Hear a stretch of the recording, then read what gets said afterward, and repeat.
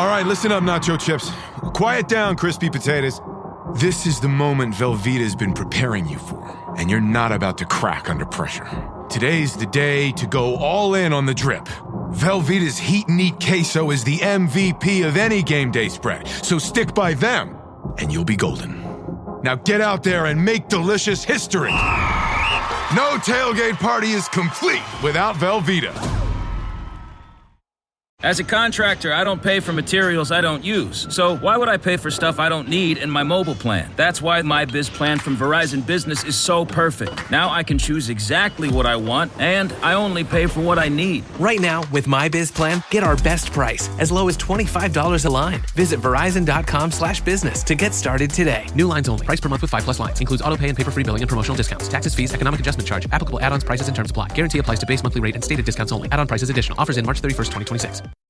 I had that dream again. My small business needs to hire, but I don't use LinkedIn, and I hire an energy vampire. But also they're a literal vampire. And suddenly my team is spending all their time sharpening wooden stakes and buying bulk silver and rehearsing ancient chants, and then I wake up. Don't let hiring nightmares ruin your dreams. LinkedIn Jobs' new AI assistant takes insights from over 1 billion professionals to create a short list of the best fits for you. Post your job for free at linkedin.com/quality. Start hiring today with LinkedIn. So welcome everybody to Overseas at the Crease from the Premier League Cricket Club, where once again we're going to be catching up with players who are spending their winter away from the English chill, and in this case most definitely from the English chill, and trading rain delays for sunscreen and heat delays, I think is the best way to put it right now. So each week we're going to be chatting with cricketers playing overseas, hearing about the conditions, the culture, and what they're getting up to all over there. So joining us today, we have out in Melbourne playing for Dingley in the Southern Bayside League, Seb Allison. How you doing, bud? Yeah, very well, thanks. Thanks for having me on.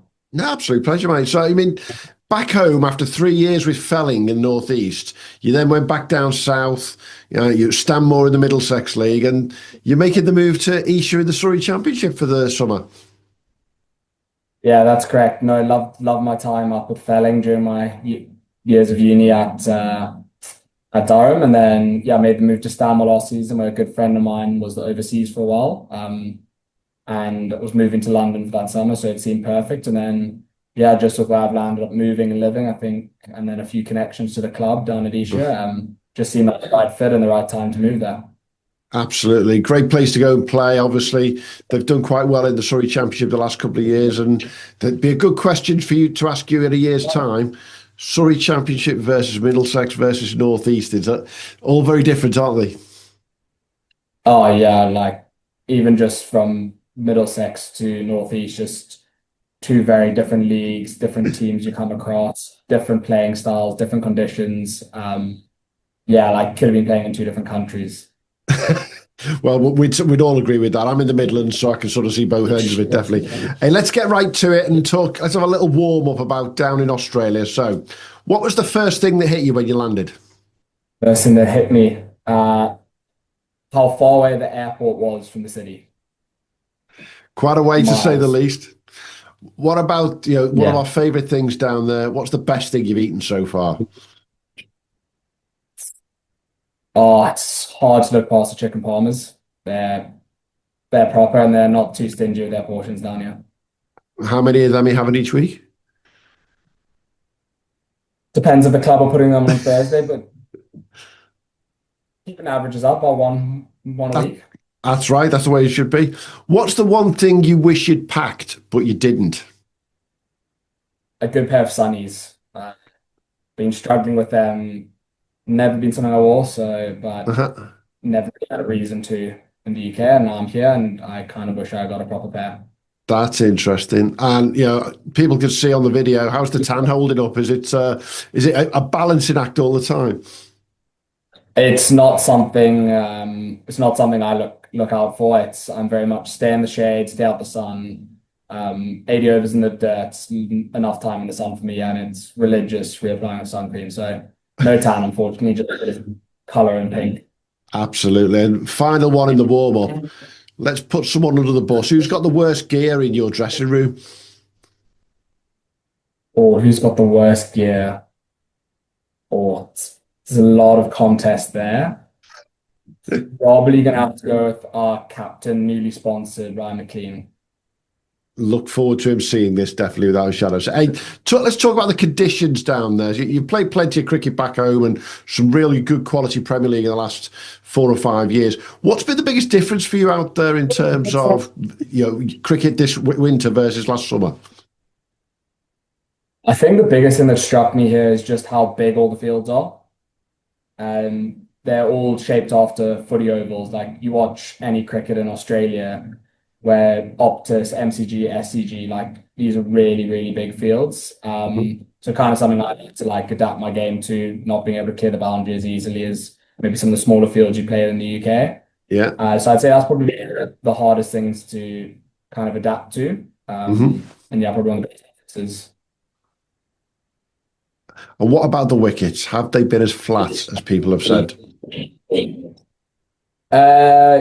In bits and pieces, our home pitch was being really, really good wicket. Been a lot of runs scored in it.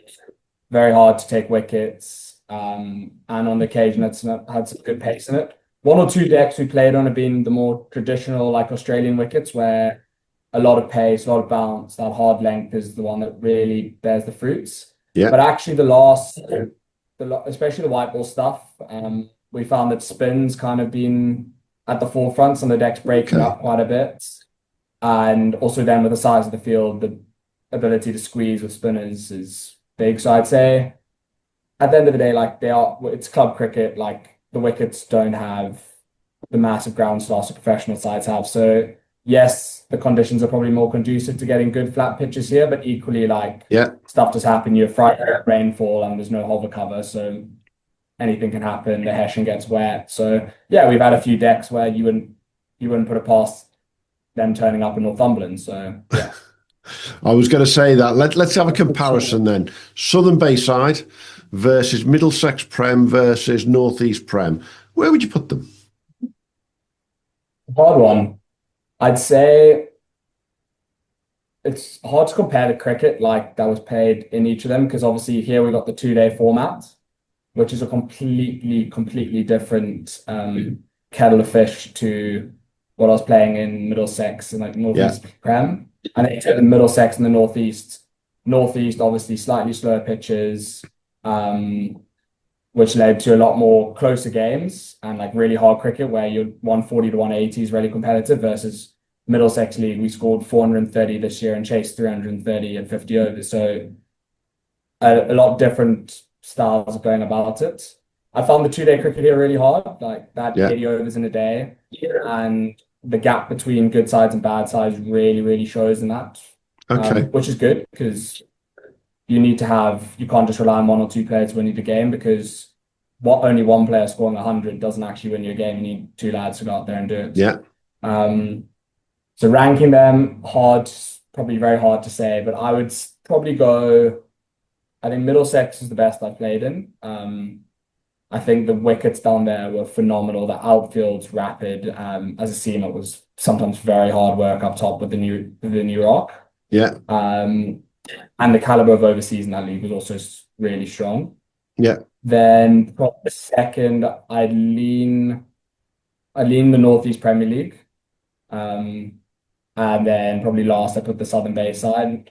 But yeah, that probably just be from my perspective on how I found the levels. I'd say the one thing that goes to Southern Bayside is there being only 8 teams versus the Northeast having 12 teams. So I'd say the top half of the Northeast Prem was probably stronger. I was going to ask that. Teams. I'd say there's the bottom of the Northeast Prem, especially when I played there, were not as strong as what's in the Southern Bayside. Whereas all 8 teams, like last week, 8 beat 1. It's very even league. Which makes it more competitive for you.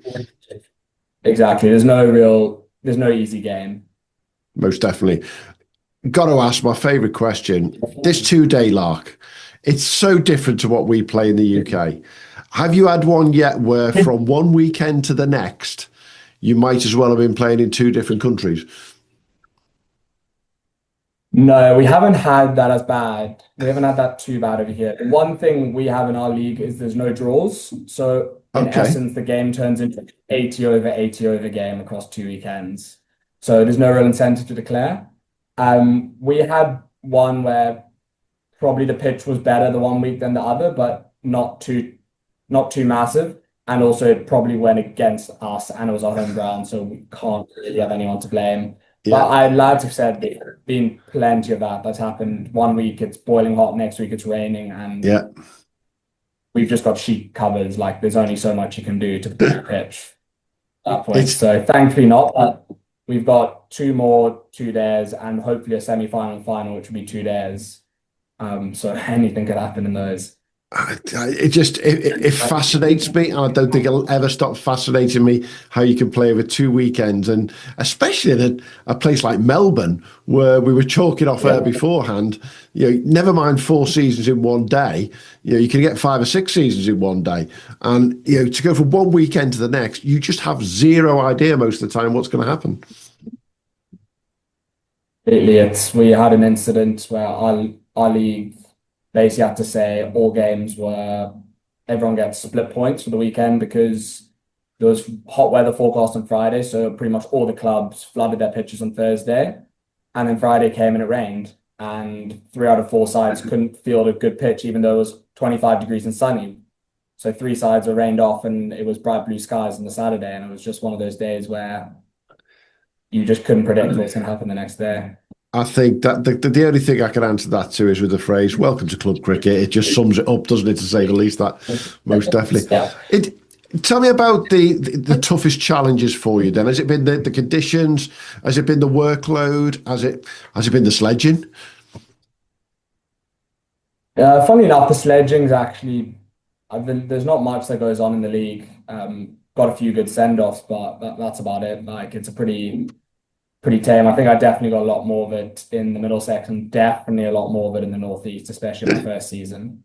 I'd say the hardest part has been the 2-day cricket.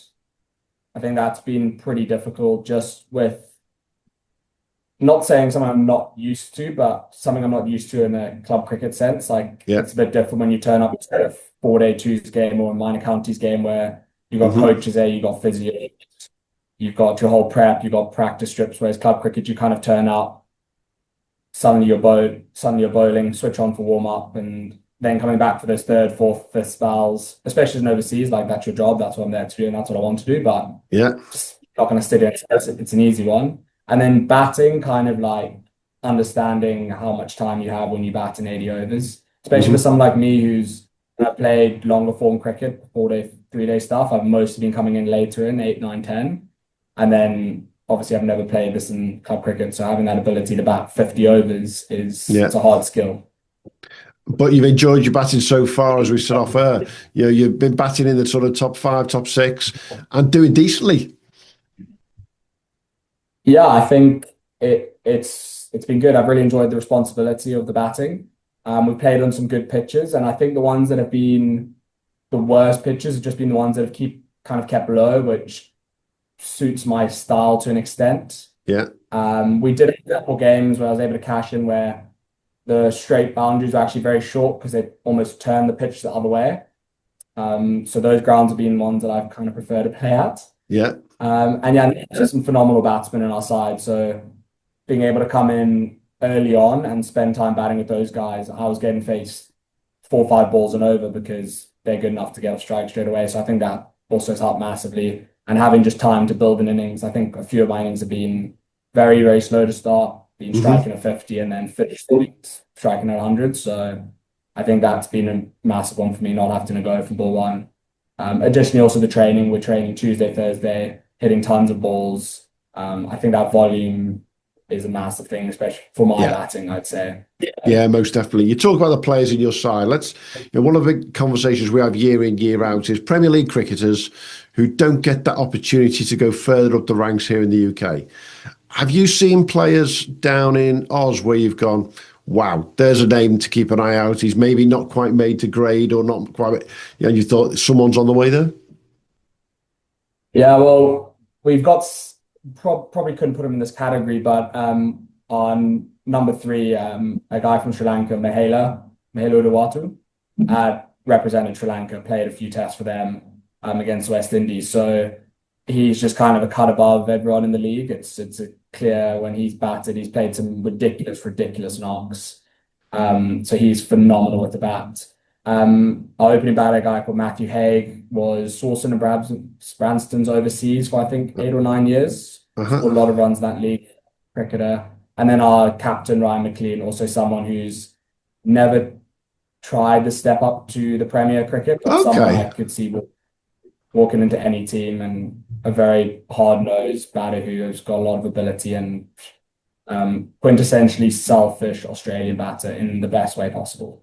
Not wrong with that in the slightest, is there? Hey, let's have a look at what's been going on for you off the field, because obviously we know that being down in Oz, it's not just about the playing the cricket, it's the experience of what you do. Yeah. Have you found some spots where you've just gone, that's the one I want to keep going back to? Is that some favourite local places? Oh, yeah, tons. I'm very fortunate. I'm staying outside the city, but I'm right on the beach. So 2-minute walk to my left out the house, and I'm straight on the beach, which is just brilliant. We've got our little team breakfast spot each morning, Edithvale General Store. So every Saturday, bank that in. And then, geez, fortunate enough to be down in Sydney too. A ton of great spots around there. Absolutely loved it there too. And then, in Melbourne city centre, tons of really, really nice bars. Yeah. And absolutely loved it. Like, could spend the rest of the podcast talking about them, I reckon. Well, if Jeff's listening, I'm just going to say to him at Esher, your best sort of breakfast spot out for Seb by the sound of it. Who have you been spending most of your time with out there? So I was very fortunate for the first half of the summer. I was living with 3 of the guys from the first team. Other overseas, George Burrows, who's kind of now moving to live here, and our wicketkeeper and one of the spinners. So really nice, similar age to me. Really good, just spend a lot of time with them and live with a few guys from the club. And I've actually moved house to live with the second team overseas. Cameron Hill plays at Ormskirk. Yeah. And overseas at McKinnon Cricket Club, another club nearby, Ryan O'Brien, and then a few other English people who are just out here traveling. So, been really good. Been really fortunate with my situation, So go on then. Tell everyone, what's a typical day off look like for you? The typical day off, I'll wake up, probably get down to the beach, have a little dip, try to get out for a run, stretch the legs, some really nice routes down by the beach and wetlands near where I am. Maybe a little coffee afterwards would be great. Down to Woolies, cook and eat, and then hopefully there's some sport on. Maybe training. We'll be training in the afternoon on Tuesdays and Thursdays. If it's a Thursday, we have selection night afterwards. That's always good. A few drinks and dinner down at the club, and it's usually day off. Nothing too crazy, but nice to keep ticking over. Now, I've got to ask: have you picked up any? Let's just put it this way: dodgy Aussie habits. Now, knowing where your background's from, that makes it an even more interesting question. No real Aussie habits, but I've caught myself saying far out a lot. Okay, which you're bound to, aren't you? I'm trying to get rid of that one. Yeah, and one of the things we are going to ask people when we talk to them overseas is about how's the accent coming on. But with your SA background, that wasn't going to happen in any shape or form, was it? No, I don't think the accent's gonna have a play out here for me. Is that something that the Aussies have gone, hang on a minute, who's this English lad who talks like that? Yeah, it's a confusing one. Always get a few questions. It's hard one to explain. South African English, can't really pick the accent. In South African, I'm an Englishman. In England, I'm South African. So, kind of all over the shop. You're just bloody confused, Seb. Come on, that's all it is. So, hey, you're out there a while now, but let's just talk about the people back home. So, which of your teammates would hate playing out there, either from Stanmore or from Felling? Who would hate playing out here? There's a few.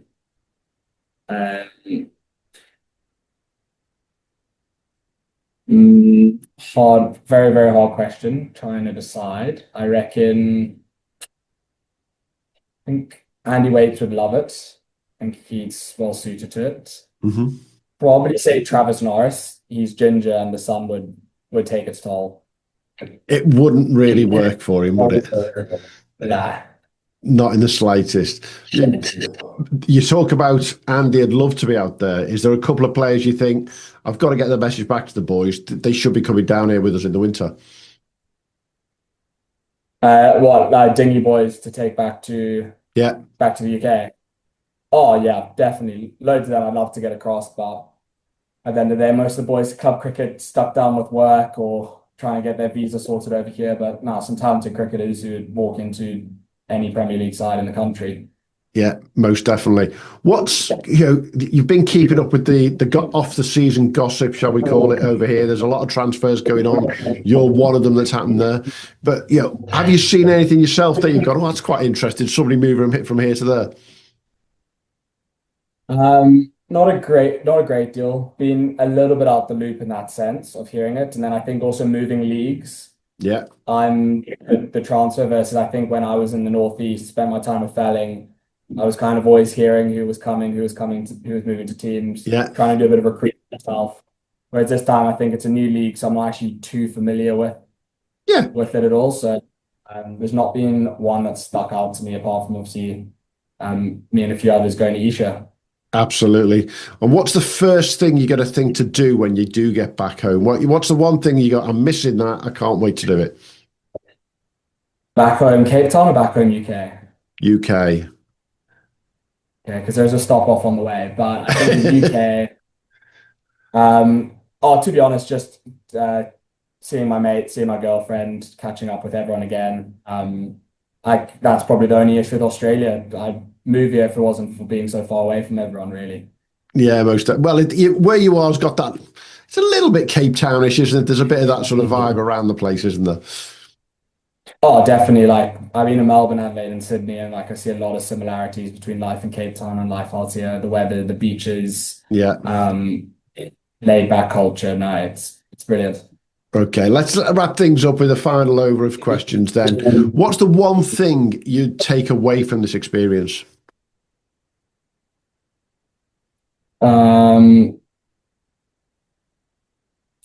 Kind of like a cliche, like off the field, just obviously a great bunch of mates, great bunch of memories, like had an amazing time, being fortunate to be able to do so many things and meet some really great people. And then more for on the field side, kind of I reckon that confidence in my batting. I can go out there and score big runs, hold the innings together. And then with the ball, just the ability to like kind of back different skills and be a bit bolder with how you can take wickets when the decks get flat over here and there's no.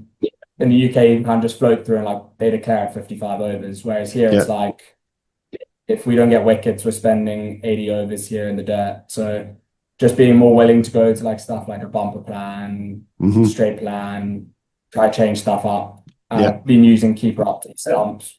Sometimes in the bled matches, which actually after Scotty Boland did in the Ashes doesn't feel as bad anymore. Yeah, I was going to say, I don't think I've ever seen anyone up behind the stumps to you bowling. That'd be quite interesting to watch.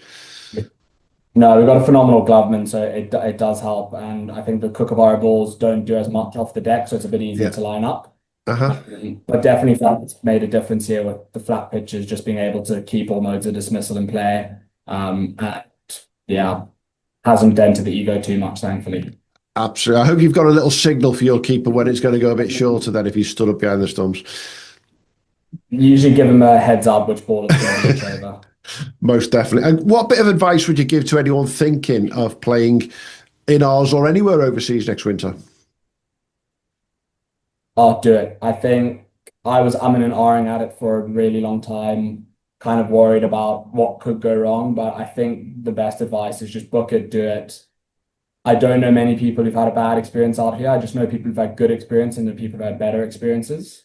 And I'd say the best advice would just be like, if you're unsure about it, if a club reaches out to you, talk to someone at the club, talk to a past overseas. They'll give you the best idea of what life will be. It's been a phenomenal experience and so thankful I pulled the plug. Absolutely. Final question. It's the big one. This is the one that counts. Who does the better food? Who does the better teas? Aussie cricket clubs or English ones? Two facets to this question.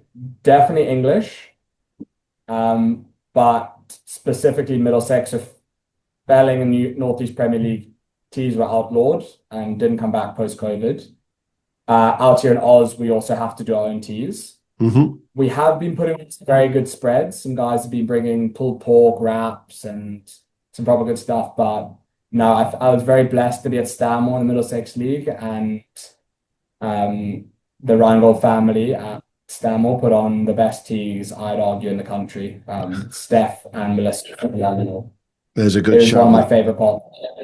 There's a good shout for that. Best part. Absolutely. Hey, great. Thanks for coming on, Seb. Enjoy the rest of the season out there. And then we'll look forward to seeing how you come back in the summer and how you get on in home soil with all of the experience that you've taken from down there. Most definitely. Looking forward to the next summer. Cheers, mate. Cheers. Thanks for having me. And I'll pause there because I've got one more little quick one to do. So we'll wind up the lads at Stanmore then. So we'll do teammates, 10 quick-fire questions. Might as well do it by the lads at Stanmore rather than the lads at Felling from the year before. Sure. Okay. So, and has Cam Hill tried to get you to join Ormskirk yet? I won't be travelling that far north. And no, I think after winning the title, I think they're probably pretty set on their team at the moment. It's a tough side to get into. I didn't realise you were living with Cam, so he's on my list of people to. I've got my first 4 overseas booked in, and he's in my second list of contact. No, I think he'll be a good chat, and he'll have a lot to say from his time here. Yeah, definitely. So, right. So it's teammates time, and as we like to do, we do it T10 style. Quick, fast, really simple questions, but really fast answers. Seb Allison, let's talk about Stanmore. Who was the most likely to be late? Travis Norris and Andy Waits. Who's most likely to go on a reality show? Shandy. Who was most likely to throw the bat?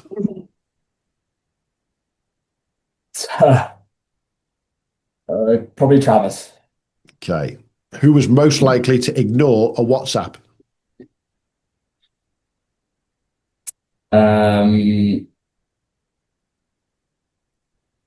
Andy. Who spent the longest on their hair?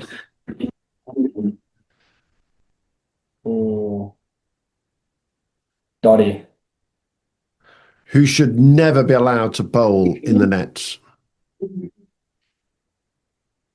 Grant. Who was most likely to wind you up or start an argument? Travis. Who was most likely to Google themselves? Angie. Which of your teammates would you most like to hit for 6? Tush. And finally, who should never be allowed near the music in training or in the changing room? Fairness, probably me. That's fair enough, to say the least. Hey, that's great. That's teammates at Stanmore. Thanks a lot, Seb. No, thanks. Right, pause there. I'm here on a job site with Tim, who owns his own electrical contracting business. 3 employees and 2 work trucks. Tim traded up to Geico Commercial Auto Insurance. We're positively here where he needs us most. They sure are. With step-by-step help on all his insurance needs, all for shockingly low rates. Shockingly low, huh? Just a little bit of electrician humour. Do you get it? I got it. You know, it feels like we have a real connection. All right, I'll stop. Get a commercial auto insurance quote today at geico.com and see how much you could save. It feels good to Geico.